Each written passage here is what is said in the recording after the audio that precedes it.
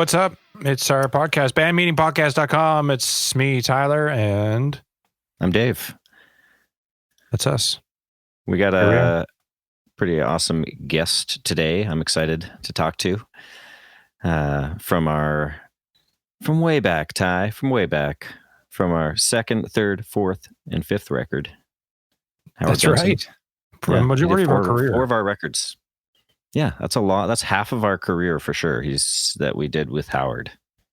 Because our first record we did in Vancouver, which is where we all lived. So me and you would literally take my piece of shit car into the studio every day. Until it broke down. And then we got a rental car. Yeah. And then the second record with Howard was done in LA. So we all just stay at the old famous Oakwood apartments there in Burbank, nearby my house.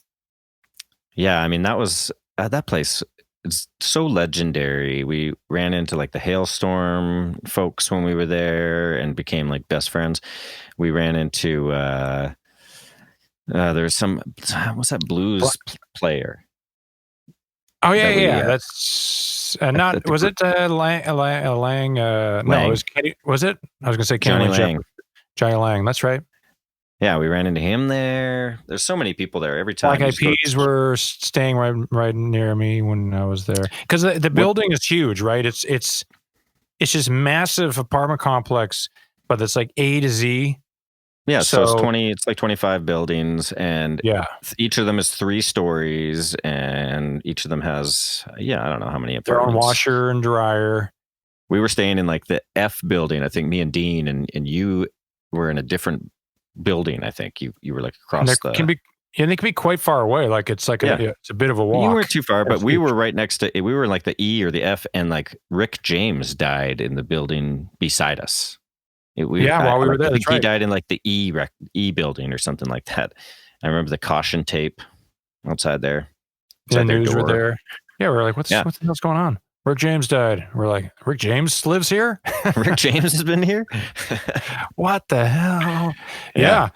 That was, and that place was bad because they had pools, and then they had their own like convenience store, and then they had like a gym and stuff. But, that was back in the day when they had like Wi-Fi was very brand new.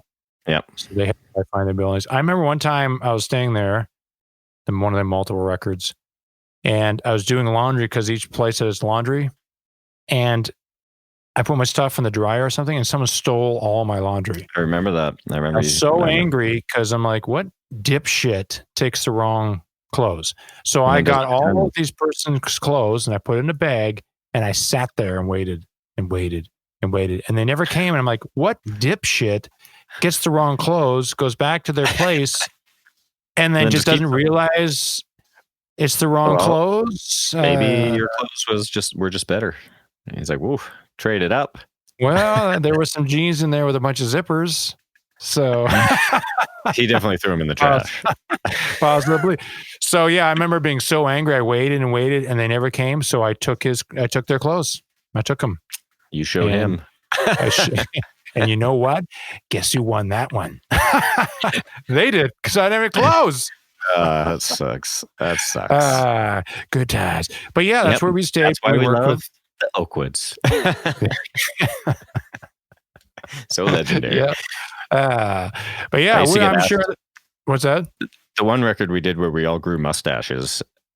I swear, like every day we'd go down to the pool, Dean and I, and like some 13-year-old kid would be like, hey, can you buy me some beer?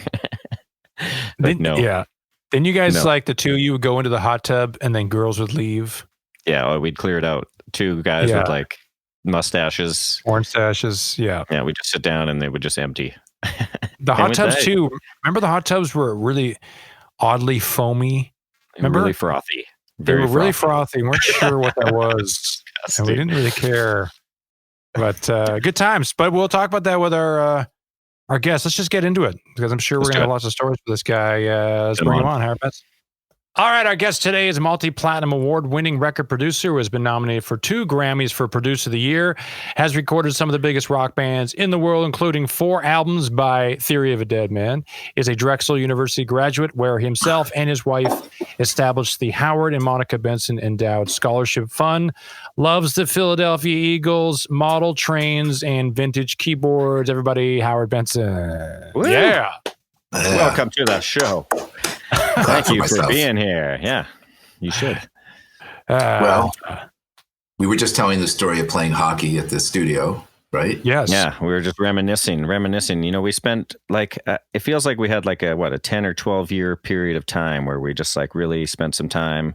I feel like you were with us kind of, you kind of like honed us in a musical way. Like when you got us, I still feel like we were green. We had one record under our belts, like 14 months of touring under our belts, but I really feel like we grew up as a band kind of under your watch in the studio.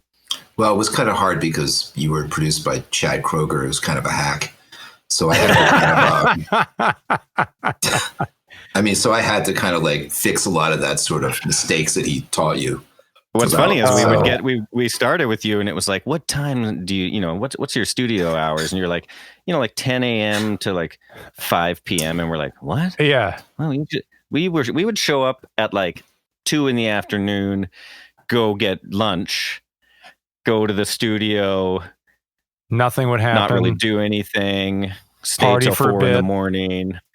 Yeah, we told you guys. We said you'd start at like 10 or 11, and by 5 or 6 you'd be exhausted, and you didn't believe me. That you were exhausted. We worked. We worked the whole time. Yeah. We were kind of infamous for that in Hollywood because people were like, they said you're like a demagogue, like I was some bad guy for making people want to make their record. You know, like that was a bad thing. You know, so I kept thinking, why is that a bad thing? You know, I thought that was supposed to be good. We were staying at the Oakwood apartments, which we loved. And, you know, so it was this great atmosphere because it wasn't, we got to like wake up in the morning, you go to work, you get done. And we were like, all right, let's go. What are we going to do for dinner? Go hang out at the pool, you know what?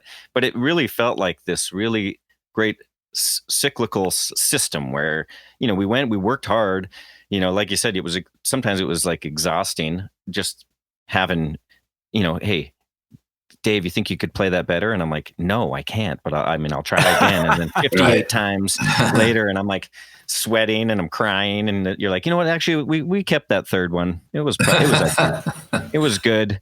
You know, I actually met you guys. I don't know if you remember, but I actually flew up to Vancouver. Yeah, of course. To see you guys. Yeah. And you were in some rehearsal hall. There's lots of bands there. That's what I remember. And you played me, I think it was a few of the songs from the first record. I don't think Santa Monica was on it, but a few of the other rock songs. And I remember leaving there thinking, wow, I mean, yeah, I didn't know much about you guys, but my manager loved you guys. My manager, Aaliyah, she was really like, you have to work with this band. So I went up there and it was, I was pretty impressed by you guys. It's pretty low rent at that point for you guys. Just the did we go meet you at the airport or something? Like, yes. Did we go pick him up at the airport? Because I swear I remember we were like, what does he look? What will he look like? What does this guy look like? I didn't even know. Like, what does this guy look like? Yeah, we waited. We had no idea what he looked. That was back when like the internet, I guess, wasn't as wonderful it is today. You couldn't just Google your name. Well, it wasn't. The smartphones weren't as, you know. Yeah, you couldn't text me. There was no texting. Pagers. Still pagers. Yeah. But yeah, we had no idea what we looked at. And this dude came off an airplane and he had long hair and like sunglasses on. We're like, that's gotta be him. It's gotta be him. And then and we were like, and he walked past us. We're like, oh, it's not him. And then he walked up like, hello, I'm Howard. And we're like, oh, okay. But yeah, that rehearsal space we took you to was such a piece of shit. And there was a guy living in it. Do you remember, Dave? There was a guy living in it in the other room. It was Crispin was living there or something. Yeah. Like, I don't know if he was there when we were jamming, but I think it sounded so bad, Howard, that you were like, do you have anything like you've recorded? I think that's right, actually. Yeah. I thought, I'm not getting anywhere rehearsing these guys. Let's see if they've recorded anything, you know. But was Joe, who was the drummer, though? It had to been... Well, Robin did. Was Robin up there with you? Stuff. He wasn't there with you, though. I wonder if it was. I don't know. Was it Tim back then still? No, I don't think so. No, not by then. That's crazy. I don't even remember who played drums. I like to think it might have been Robin. I don't remember either. Who knows? I don't know. It's a long time ago now. Was that 2004 maybe or 2005? We did our record. So yeah, that was a long time ago. But I remember when I heard Santa Monica, that was a winner for me. Like I could picture the movie almost. It was like a movie, that song. And I remember thinking, wow, this is gonna be a great song. Yeah. So I still tell people that when they ask me, if there's a song for me that I love of our catalog, and I still say Santa Monica because I'm with you. There's like something about that song that I always just felt like it was magical, right? From the first time I heard Ty play it for the demo, it was like there's something to the simplicity of it. It was just such a great song.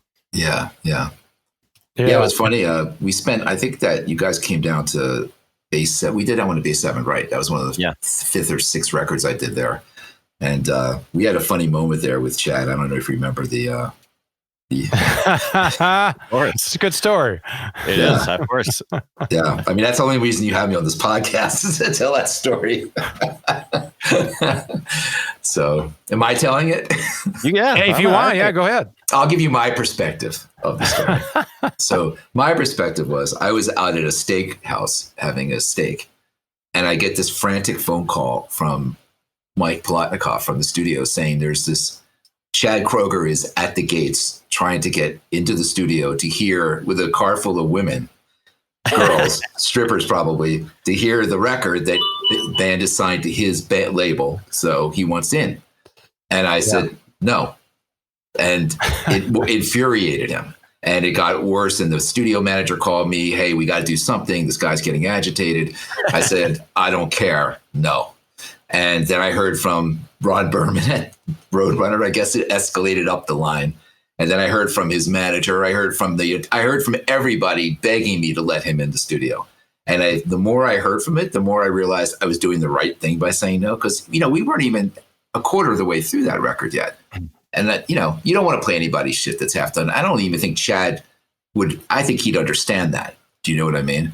I just think he wanted to show these, that it was his band and all that. But yeah, that had actually, I don't think he ever forgave me for that at all. He was pissed off. I remember snowballing quickly, and like there was like all these talks and what's going on? Something's happening. This and that.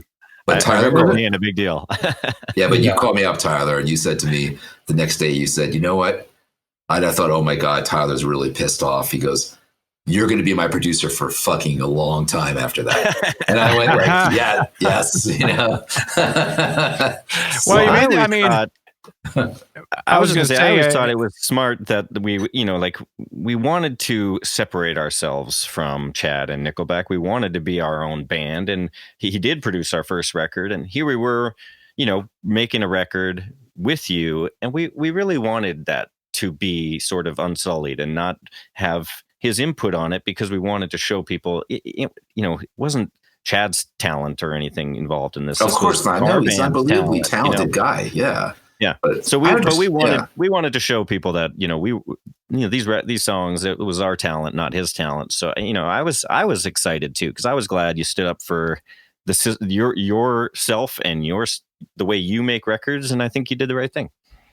Well, 3 weeks ago, I think Neil Sanderson from 3 Days Grace approached him about working on one of our artists. And he goes, well, who are you working on it with? He goes, Howard Benson. And he goes, fuck that guy. So he still remembers. He still remembers. He holds a grudge. Yeah. He's holding a grudge. Love it. That's a badge of honor, though. Yeah. So many good stories, man. Yeah. It's the hockey one was good because remember we had to set up a cardboard or the ball would go underneath. That's right. And then go on the street. We had to send a runner out every time to open the gate and go get because the studio was kind of like secret, right? You couldn't see it. No. Everything was kind of covered in black. You couldn't even see what was going on the inside there. But yeah, we played some ice hockey too, and I gave Mike Plotnikoff a good elbow. He got a big shiner from that. That's right. Was that what it was? Play ice hockey that one time. Yeah, in the LA Kings practice facility we went and played at. I loved going to hockey games with you guys because I never watched a hockey game and understood the detail. Like I only watched it from a American perspective, which is like, oh, these guys are skating up and down. They shoot the puck. It goes in. Like now when I watch a game, I go, wow, the line changes. And I see how It's like when the other team forces the other team into their zone, but they can't change their line, how they start wearing down. And how that's such a part of it, you never think about that up stuff. At a live game. You really see that a lot more at a live game when you can see the whole surface. And it's almost weird because when you watch ice hockey on TV, you think it's the same guys just playing the whole time. You never see them change. If you don't have the trained eye to watch it, you just think there's the same 5 guys skate for 60 minutes. But yeah, when you actually go to a live game and start to see it all happen, it's like a ballet. Everything all happens cohesively. Yeah. So much is the line changing, though. I mean, how much you can get new guys and fresh people out there That's all the play. coaching, right? Those guys they see the other team's 3 players skate out, and the coach has to match who he wants playing against those players, and different guys are jumping on. Yeah, we had some fun times. We went to some Kings games. We got one of the private boxes. Yeah, at one time was a lot of fun. Yeah, that's right. That was good. We brought everyone from the studio there. I think that was Hatch's first hockey experience ever. Yeah. Hatch, unfortunately, hasn't left his room for 5 months or 6 months. He's like holed up in there. Yeah. That's how I remember him pre-quarantine. So, yeah. I've always tried to figure out what his code is. He'll be coming in the hall and I'll be trying to hack a code to go into his room. And he's like, no. I'm like, I almost got it. I haven't been in there ever. So what are you working on right now, Howard? What music you got going on right now? Well, 3 Days Grace is going to make another album, so we're starting ramping that one up. And the cool thing in my life now is that I started a label called Judge and Jury Records with Neil Sanderson from 3 Days Grace. Cool. And we signed Diamante, the girl, to it. And so it's cool to be a record company guy a little bit later on in my career now, so I don't have to I'm still producing stuff. Like I have a lot of records out. Weirdly enough, I have a 10 Years record that just came out. Right. And Apocalyptic just came out. And In Flames, I guess, I don't know, a band called Junk Bunny on Lava Records. Just a lot of stuff. So, and a lot of that came pre-COVID, some of it during COVID. We did a 3 Days Grace single. I was saying to Tyler, we use a program called Listen To, which is enable us to listen to 44.1 16-bit information just as a URL. So you can just play it on your DAW and boom, hit a link and I can listen to it right away. So it's cool for mixing. It's cool for recording. It's not that complicated. That's what I like about it. It's simple. You put it on the stereo bus of Pro Tools and it just sends right out to the internet.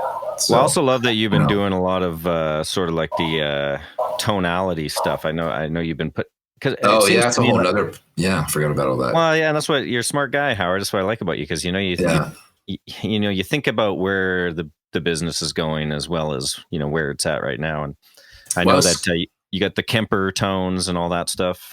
Yeah, and I was kind of like scared to not scared, but I was kind of like, do I really want to get into this kind of thing? And they approached us, this company called STL, about doing a guitar plugin, and I said, well, I don't want to do one unless it's good. Like, there's no point. And they pitched us on their process, which involves a lot of technology stuff. But I said, all right, let's just see if it worked. And we had Phil X be our guinea pig. Yeah. And he was like, no, this is amazing stuff and you should do it. So we kept it very simple. But then it led to more stuff. And then Joey Sturgis came to me about the Howard Benson vocal plugin. That's actually something I'm really proud of because a lot of people use that I know, like Tyler uses it, Neil uses it. And it's basically the vocal sound that you're all used to hearing while we were working together, and you could just have it right there. So I'm kind of giving away the store a little bit, but I figured. Yeah, it's nice to have it. You slap it on there, and it just is exact. It's the Howard Benson sound, and that the one that I'm so used to, where you can literally hear like your heart beating, and you can hear like your stomach digesting. You're like, holy crap! And we had to work on it for a long time to get that. That wasn't that easy. Like I thought it'd be easy, but I kept getting iterations and iterations back and forth from Joey. Yeah, the reason you guys like using it is because you're used to hearing. That's what you're used to hearing. But it did take a while to generate that technology. It's like, So yeah, it's a new part of the business I'm working with, and my son Grady, who you remember as a little kid, is now running the empire. So he does all the accounting and does all the royalties. He runs the plugins, all this shit. So we played some football with him, Super Bowl halftimes and stuff like that. Yeah, we had some good times. I remember him as a kid, but also, he grew up kind of in front of us too. We played ping pong in your backyard a couple times, and it's good that he's not in the creative part of the business, but he's in the business part. So he likes that part of it, So, I don't know if being a record producer I don't know if I'd wish that on anybody, actually. Although I've had a lot of fun doing it. It's been a good career. Can't say I haven't. Yeah. For me, I've been doing like a little, when we do these podcasts, I go and do some research, which is something I would never have done kind of in the past. So it's cool for me because I kind of go through and I look at like your discography and stuff. And it's almost weird because it's daunting in a weird way. I think about, man, it's a good thing I didn't know so much about these people before I met them. I probably would have been nervous to meet people, but you got like this great discography. Motorhead, you did some records with Motorhead back in the day. 4. Yeah, which I mean, like some of the stuff, it's like, to me, I think of that and I think like history. Like it's just like musical history. You've stamped, you've put a stamp in musical history, because I obviously don't think of ourselves as at a point in time where we need to be thinking about ourselves as musical history yet. But one day, hopefully, people will be talking about how you made our records. I think they already do to me on other podcasts. Absolutely. Well, it was they cool. talk I about remember the singles. They go, "Oh, that song, Bad Girlfriend," or that song, Not Meant to Be, or that song. So sometimes it's just about the songs for them. I remember you said Chris Daughtry brought our record up to you and said he wanted to make his record sound like Gasoline or something like that. And I thought that was always the coolest thing. It felt like such a compliment to us too. I was like, man, that's cool. And you worked on a song with him, I believe, didn't you? On his record? We did a tour, and he's such a great guy. We had a lot of fun on that tour. He's such a good guy. And he's, he's starting to make records in the rock. His new song, World on Fire, which is a great song. It's on the rock charts, actually. And I think that's the first time he's been on the rock charts. He's usually a pop, hot AC guy. So, good for him, man.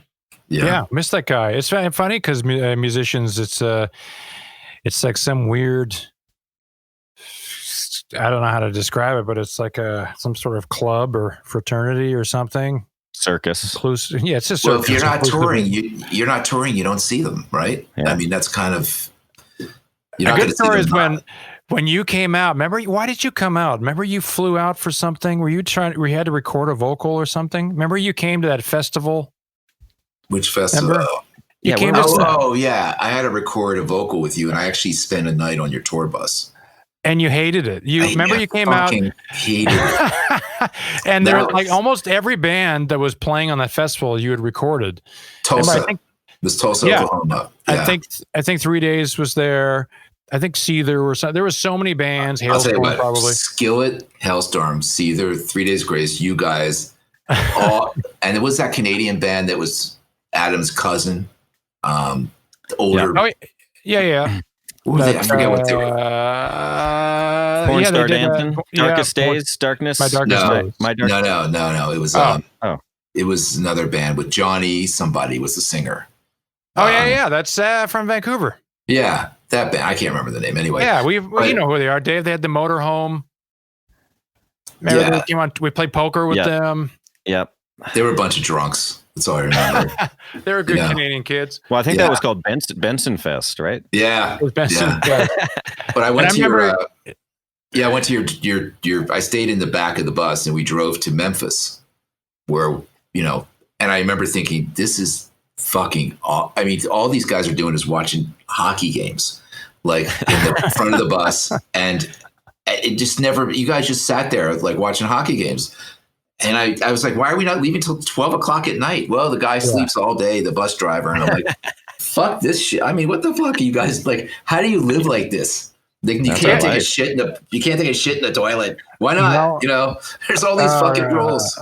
It was funny because like it was a festival environment. So it's like all backstage, you got all lawn chairs set out in front of the tour buses and everyone's saying, hey, what's up? And drinking. And we're just like, this is amazing. This is just like a huge party. And you're like, I'm like, I'm having a nap. And you went and had a nap in the back of our bus and you came off and you're like, I can't handle it. There's so much weed. There's so much. It smells so bad like weed back there. I think I'm high. And you hated it. You're just like, I can't wait to get the hell. I don't know how you guys do it. How do you guys do this every day? I'm like, this is every day, man. I'm like, how long is Howard's nap going to be, man? I got to get to my bag of weed. Yeah. Yeah.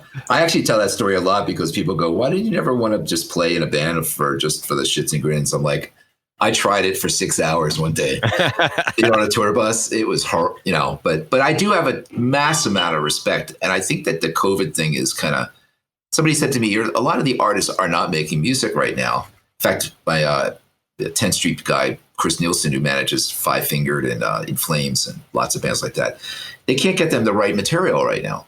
And he said, there's just a general malaise with the artists because the excitement of touring is gone. So they need the goal of here's the tour, right, as the goal, and it's hard to write music when you don't know when that's going to happen. So, which is interesting because the music business used to be the other way around, where the recording was the whole focus of everything, right? The Beatles. And the tour was secondary, yeah. So, but I mean, I can kind of see that. I think that's why it's a good time to record. Actually, I think that if you think about it, you want to bank material right now, right? Because you'll be touring for a long time. Once this shit opens up, you're going to have material to release. So you might as well record it now. Yeah, I think Tyler, you and I were talking about this. We released a record, was it January? And January this year. It might be a year and a half before we actually can tour. We can't tour that record anymore. We have to move on. Well, that's why it's good to be I was telling Tyler this. I mean, I'm not sure this podcast is where we talk about this stuff, but it's good to be sort of independent now. Like you look at Papa Roach and Five Finger Death Punch, and all these bands are making independent deals with distributors where they're the record company, right? And they determine their own fate. They're not under the fate of the record label anymore. The label doesn't dictate things to them. It's helpful when you're a band like that and you have a catalog too, and you already have the safety net of that catalog. You can tour for that. Well, you guys do too. I mean, you have a great catalog. I feel like one of the best catalogs. I mean, every record I worked on you with has multiple singles. We always feel like we're cutting like radio singles off the set list to put like new album tracks on or something like that. It gets tricky now putting set lists together because we have so many albums. Yeah. But and a lot of the albums that we made, especially the albums we made with you, I mean, some of them Scars and Souvenirs had like 7 or 8 singles from it. Oh, that's crazy, that one. Yeah. They really kept, you got to give the label credit on that one because they were chasing hits with hits. They kept chasing that one, which was pretty cool, Yeah. But they didn't like the 2 best songs on the record, That's true. That funny? Isn't that funny? That's true. I remember we were actually auditioning drummers. Joe Danino, who we were auditioning, I think it was in 2008 or before the record came out. I know they were mastering it or mixing it or whatever, and they needed a track listing. And I remember we were in LA and we were rehearsing drummers, Joe being one of them, and they're asking us, and the label was like, so here's what we think the track listing should be. Right. And we noticed that Hate My Life and Bad Girlfriend were not on it. And we're like, no. These songs got to be on there. They're like, well, the label thinks they're kind of cheesy and they don't know if that's a good idea. Man, oh man. Can you imagine if we hadn't put those on that record? What a difference that would have been. That's the heart and soul right there. That's really the epitome of what that record was Bad Girlfriend, Hate My Life. It really was the kind of the 1-2 punch on rock. I think by the way, I think Dave, that guitar playing is some of the best you've ever done on that one. Thanks, man. Yeah. Well, we always talk about like I said before, we grew up through you. It was funny because when we would prep to do records, it was like military. Like we were in there for 8 hours a day rehearsing, jamming, because we knew you were going to come in and we wanted to be tight and be rehearsed and have it down.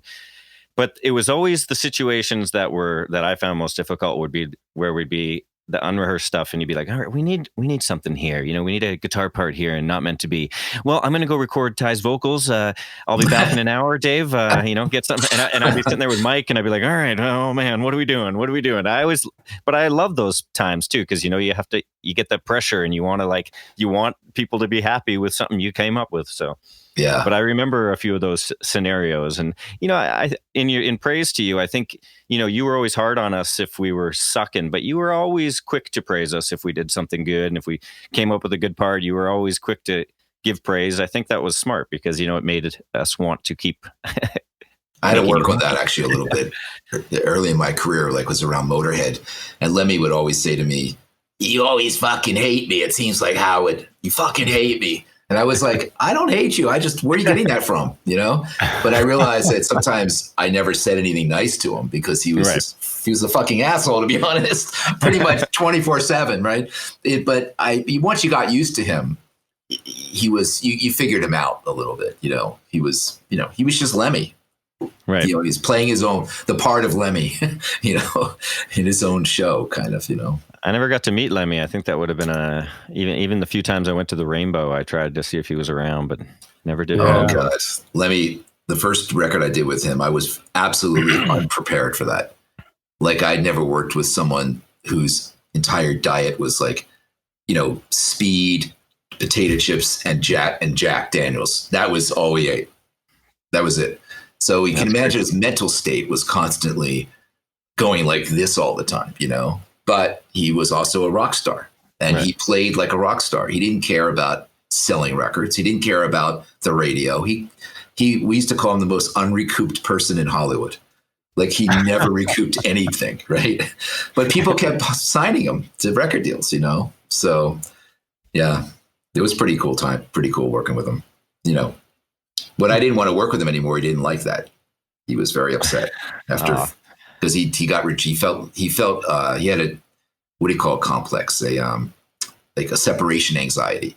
So that's why he kept people around him, the same people all the time. Right. Even though he fought with them all the time, he didn't want to lose them. And when I said no, I just had to hit with POD. I'm going to start another part of my career. I ran into him. I don't know if I ever told you guys a story, but I hadn't seen him in like 2 years, and I saw him at the Staples Center. He had got nominated for a cover of Enter Sandman with Zebrahead. They did a duet. Somehow got nominated for Metal Performance. And I'm there with my wife, Monica, and I'm just at the Grammys, and I'm walking down the, one side of the Staples Center. He's coming the other way with the belt on, the stomach hanging out, the bullets, the moles, all of this stuff. And I put the mole on. Oh, we used to on the artwork, they used to put the moles on different sides of his face to screw with him, So anyway, I see him coming down the other side, and I haven't seen him in a while, and I was generally happy to see him. And I said, "Hey, Lem, what's going on?" And he looks at me and he goes, "Fuck you, Howard," and he walks right by me. and I was just like, and Monica goes, my wife goes, she goes, "That was so awesome. Like that was so awesome." And I was like, yeah, I got called out at the Staples Center with all these people in tuxes and bow ties. And, I'm in a tux actually, and he's got his shit, and he just looks at me and he just throws fire at me, And it was, I love it. It's so great. Hey, I get the familiarity thing. It's nerve-wracking. Anytime something is unfamiliar in this business, especially, I feel like I love being prepared. And so whenever you can't be prepared for something, I get it. Well, I think that's why. Good. I was going to say any kind of ADHD, ADD, ACDC, separation anxiety, OCD. Being in this business, it's just, and even with this quarantine has amplified all of that stuff for us because I don't know what it is. Yeah, we're used to being taken care of. We're all used to all these things. Right. And so yeah, we have the same separation anxiety as well from the band, but also like if someone very important we didn't work with anymore, it'd be really weird.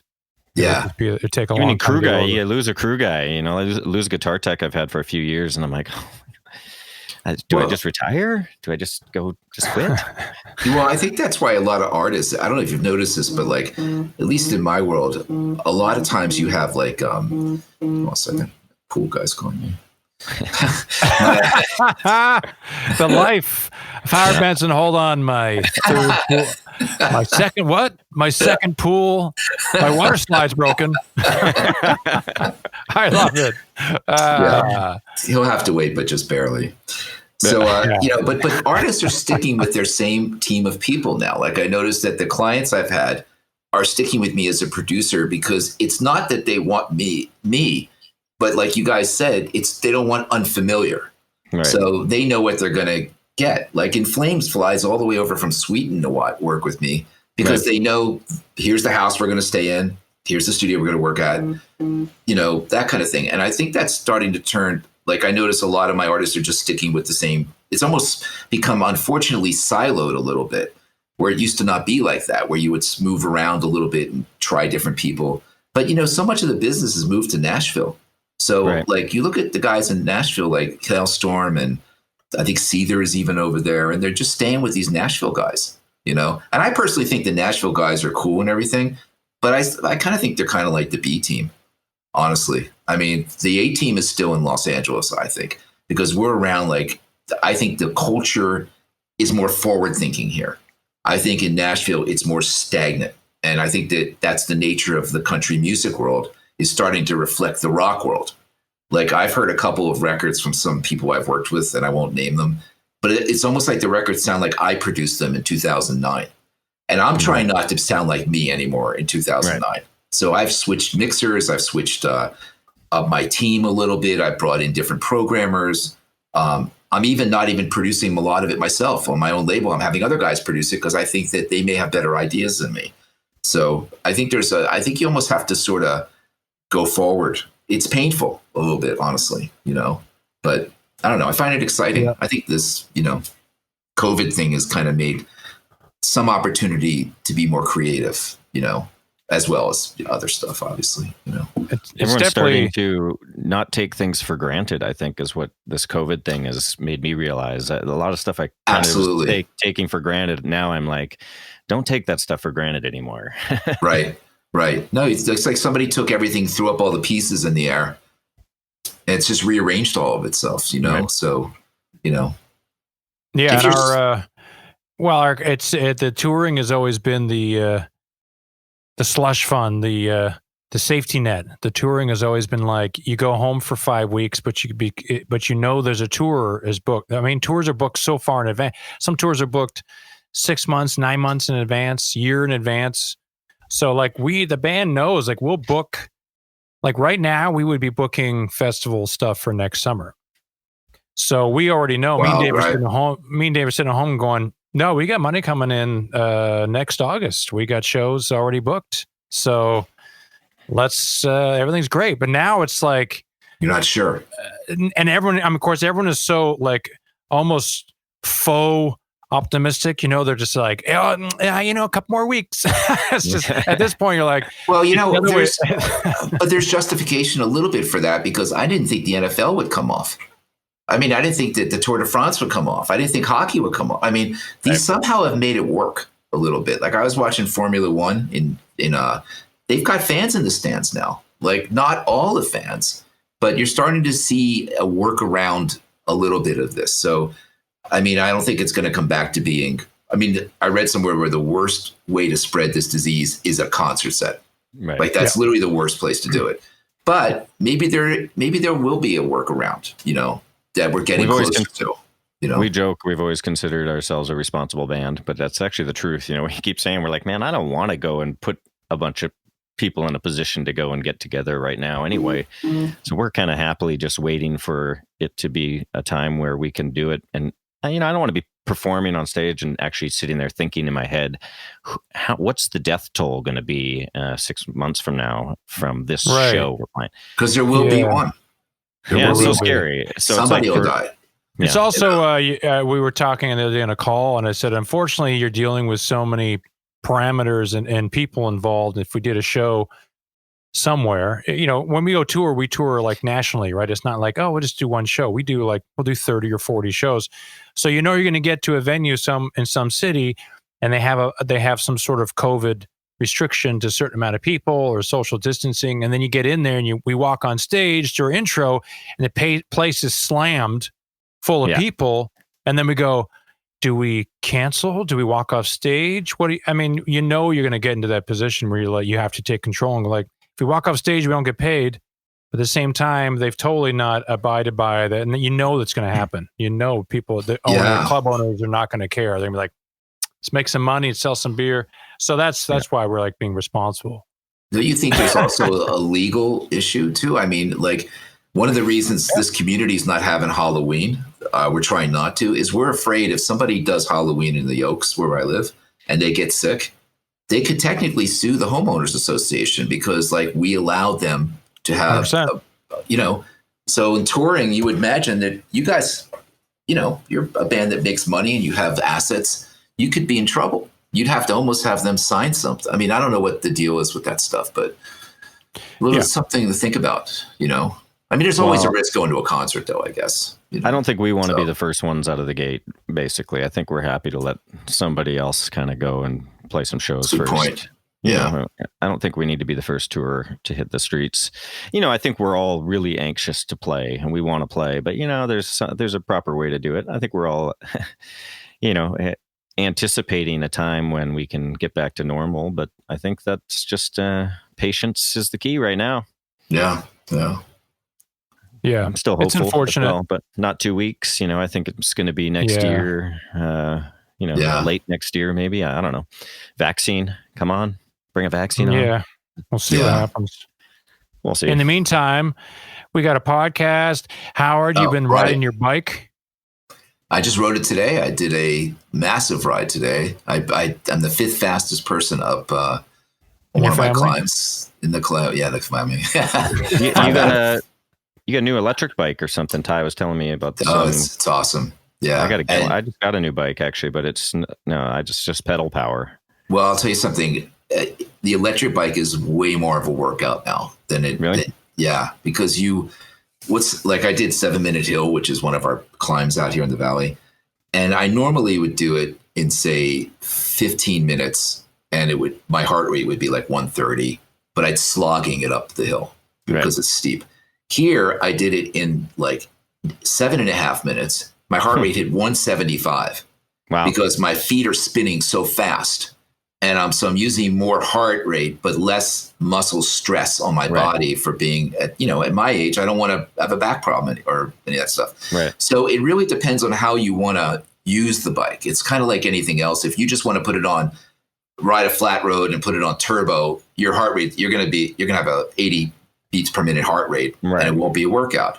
But if you go do some really hard hills with it and you go for time stuff like I do, you're going to get a hell of a workout. It's going to be harder than a regular bike. And people don't believe that till they get one.